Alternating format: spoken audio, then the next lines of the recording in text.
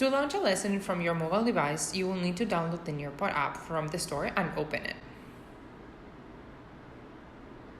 After logging in using your Nearpod credentials or a single sign-on, you're going to be able to select your library.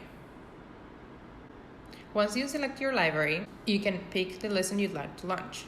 In this case, I'm going to launch a live lesson, but you also have the option to do a student-paced one. As any Nearpod lesson, I'm going to get a code to share with my students. And after I pick how I'm sharing this code, I will click continue to move forward with my lesson. Once I'm in my lesson, I can guide my class through the arrows on the sides of the slides, pausing to allow extra time to read and respond. Once I get to an activity, I'm going to be able to see the answers the students are sending in. I also have the ability to add an open-ended question if necessary as an on-the-fly activity. I'm going to do this as a test.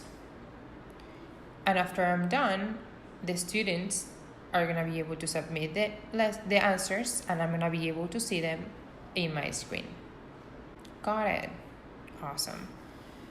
So if I want to check who is connected to my lesson, I will click on the bottom of my left-hand side, as I'm showing you here, and I see all the list of my students. When the lesson is completed, I can pick to exit or send a report to end the session.